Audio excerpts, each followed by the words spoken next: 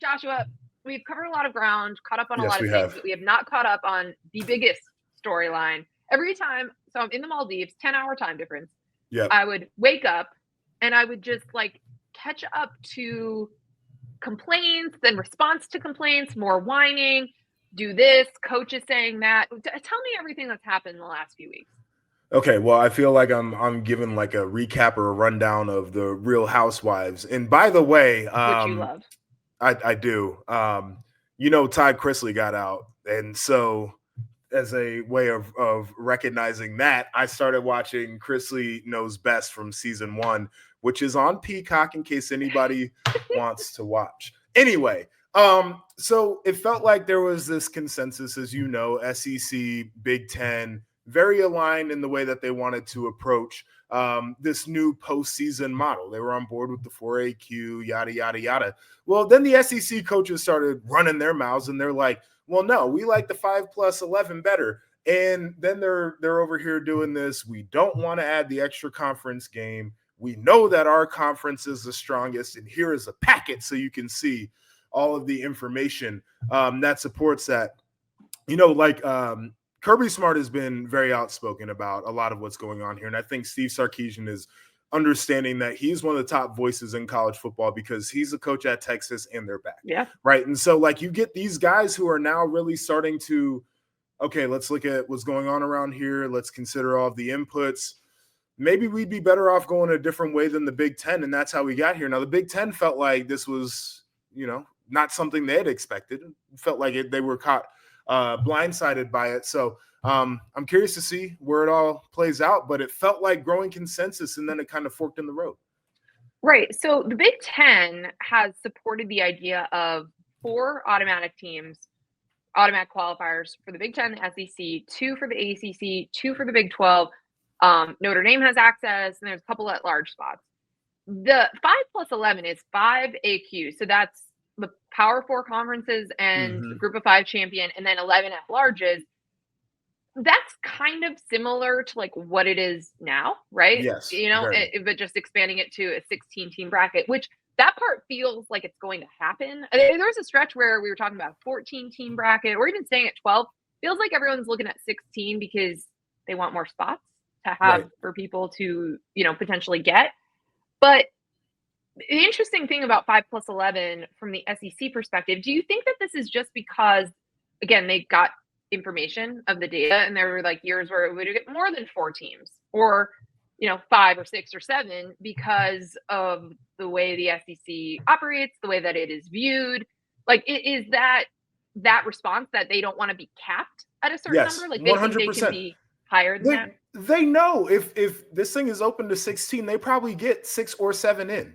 Right? Like, I think that they would be confident in saying that on a year-to-year basis, that's where it would have been. We were having the conversations on the periphery of, like, who was left out this year. A lot of it was, it was what all do you do with Alabama, right? Like, what do you do with Ole Miss? What do you do with South Carolina? And then Miami was in that conversation as well. And so I think that they're fully aware that if you were to expand this thing out to 16 and you start putting teams in the slots after, what the field looked like this year, they probably get the next 3 or 4 spots.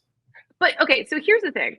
The Big Ten, part of the reason the Big Ten likes the AQ model is because then you build into it, right? So you can have a conference championship weekend and you could say, hey, our number 1 and number 2 teams, they're solid. They have spots in the playoff bracket. We'll have a little play-in bracket tournament for spots 3 and 4. So 3 plays 6, 4 plays 5, you haven't played, whatever it is, right? You give people extra games, more value later in the season to play into the playoff. I feel like that helps the bottom half and the middle of the Big Ten, which like that is a conversation we've had. The Big Ten's very top heavy and there's a drop off. So you want to get that middle better. You want the bottom to get better. And this is a path for that. It also takes out a lot of the angst and issues that people have with the selection committee. If you don't want to bring this and put this up to people, which by the way, in the SEC, Greg Sankey and other people were complaining about the selection committee, including administrators who were on it. Like Scott Strickland, the Florida athletic director, was on the selection committee for the CFP and said, a committee is not ideal to choose a postseason. I question whether it is appropriate for college football. Doesn't a committee do like every other postseason, by the way? They do. And that was also an interesting point because this was all happening while softball and baseball were Yeah, being like what the decided. hell? And the SEC got a ton of teams hosting baseball regionals Of because course of they a did. selection committee. They had a Right. record number of March Madness participants on the men's side, 14 out of 16 teams, a record number into the NCAA tournament picked by a selection committee. So This to is me, a that very part, interesting thing. I'm confused by that. So they're Yeah. they're like, we need more different data. People are making the wrong decisions because the Alabamas, Well, put it back to the last year. computers then.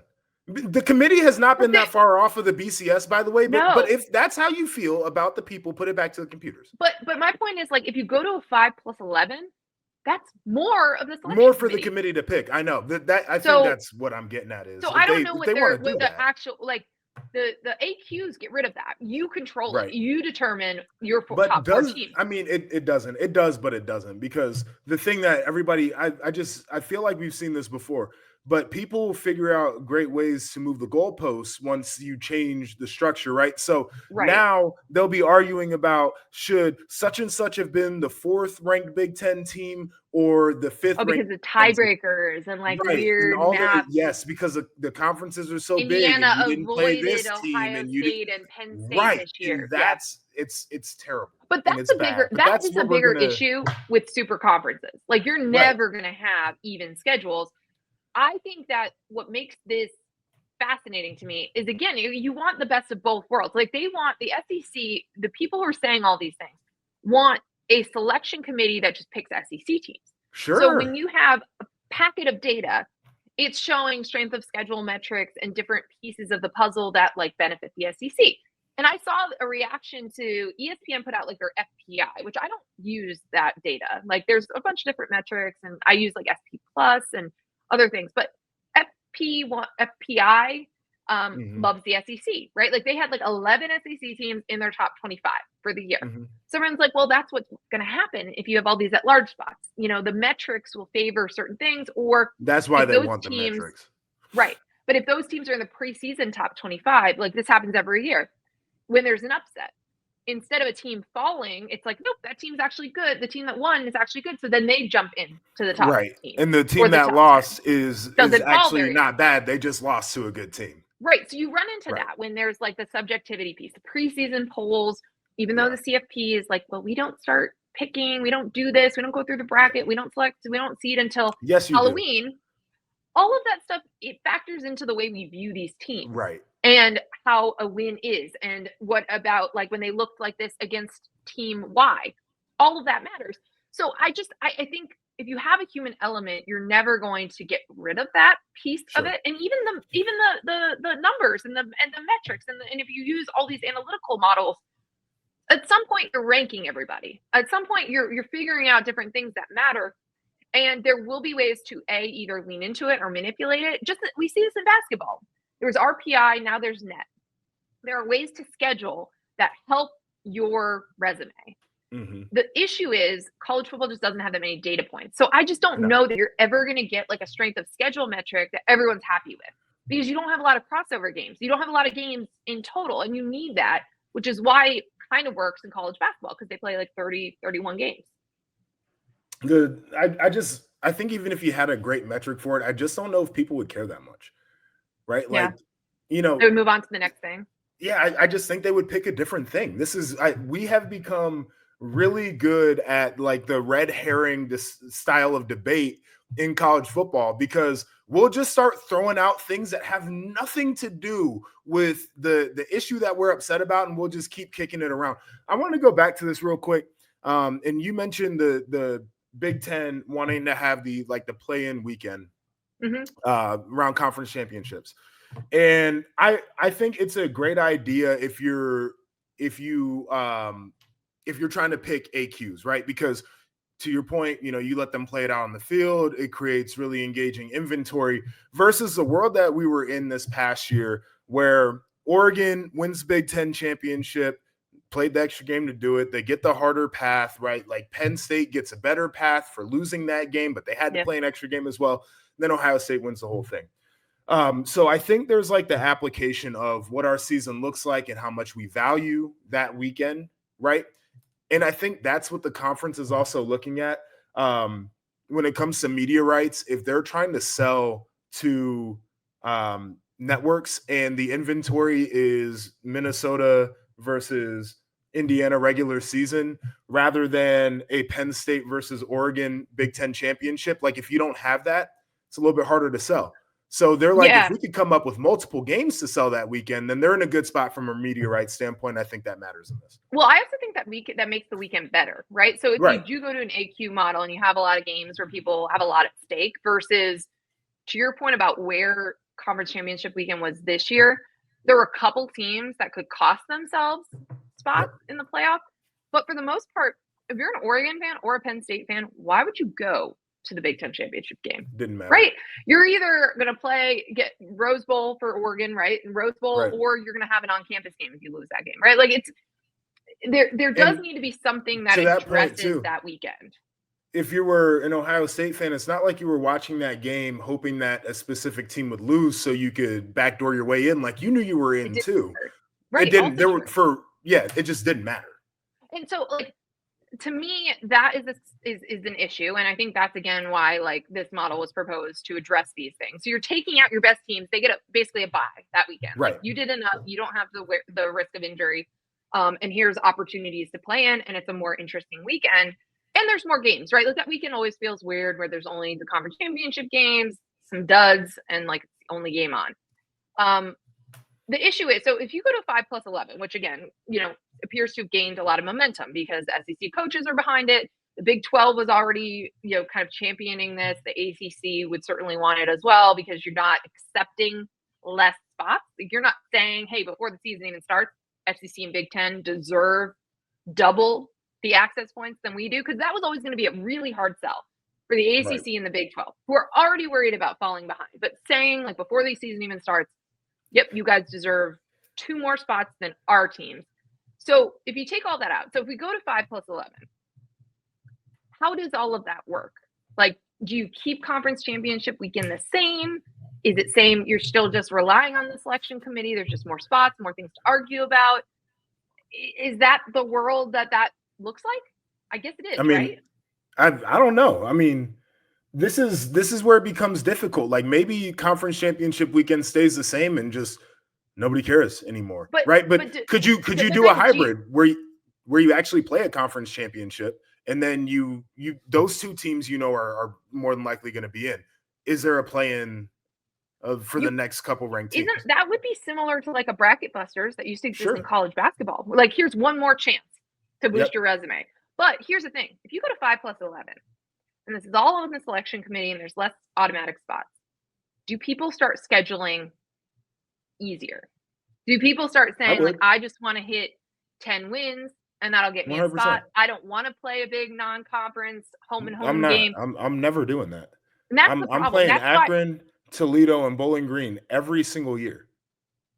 That's the problem, I think. That's, again, I don't know exactly what I would prefer, what I would push.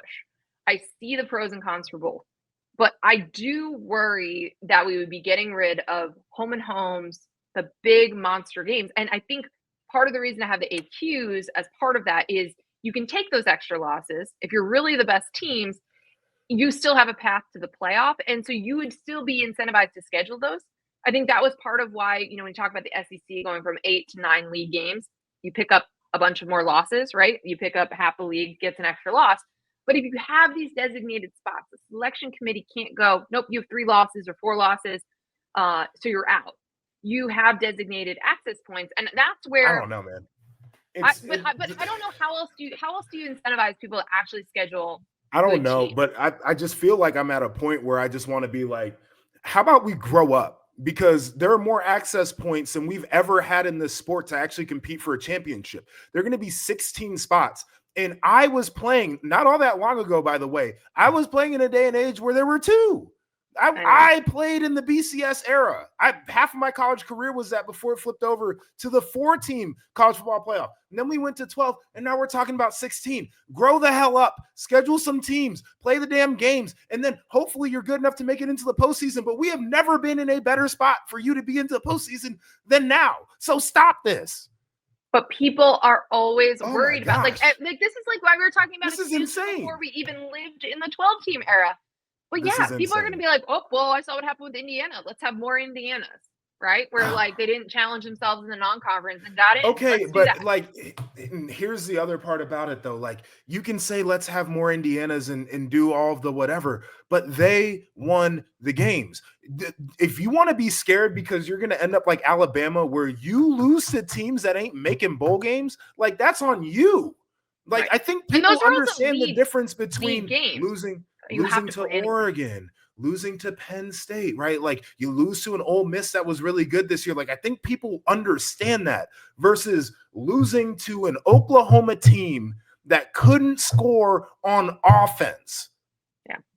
Yeah. Like, listen, I'm with you, but I think that the lesson that people are going to take from this, certainly coaches, is to get out of tough games. Cancel and I those totally home and get home. that. But I do think it is I wild just the think more that would be I start to bad. have the conversation. It is bad, but it's wild the more I have this conversation to think that we have more opportunities for teams to play in the postseason than ever before. I think, and people are still bitching about, oh, well, you know what? Like we can't add the extra game or we can't schedule a hard non-con because we might get left out. Yeah. Well, you were never making it in the first place. Right. Then go win those games. You're lucky to go be win here. the games, play the Right. games. I think that is always part of it. I think the selection committee, I've said this for years, they could make that a point of emphasis. They could say, hey, the teams that went out and scheduled this, like they're not dropping far after they lost. Or, they get a huge boost for going and winning a game like that in the non-conference that they scheduled. They went out there and challenged themselves. Because in basketball, the selection committee did that. They actively incentivized scheduling hard games. And then they added the net, which like built into the metric incentivizes that. It gives you more credit if you win on the road versus a neutral site versus at home. All of that stuff is possible if you really tried, if you really wanted college football to go that way. But right now, the selection committee has not done that over the decade plus that it's existed. It has not said like, okay, this team has more losses. You still see the undefeated teams, the 1-loss teams, the 2-loss teams, the 3-loss teams, and they're almost all in order. There's a couple that move around, but they have not made it a point. They could do that. You'd have to do that. But again, otherwise, like, no one's going to play any big game. It keeps going back to, how much you weigh one data point versus another when you have so few, right? Like I kind of get where they get, how they do that. But I am with you. I think they could send a very clear message of really tough non-con game. If you lose, we got to drop you maybe a spot or two, but we're not going to kill you. And if you, or you just don't, or right? maybe we don't don't. say that. But if you win, you're going to be rewarded. Yeah. So I don't know. But right now, it still operates very similar to the polls, where it's just like me over here 0 losses in the hotel on a Thursday morning, like just finding ways to get pissed off because these dudes are complaining. This is what I missed. I missed all the angst. I missed the complaints. I missed the whining. That's what happens in May in college football. Like this sport is never in as dire straits as it sounds in May, but there's always here's all the problems. Here's everything that's wrong. You throw in a college football playoff expansion debate, and here we are. So, we'll get some resolution on a model for next year. They have to decide it at some point here. They don't have to decide. Well, they could just keep the 12 team, keep it the way it is. We'll see. Why Lots not? more debates and arguments to come.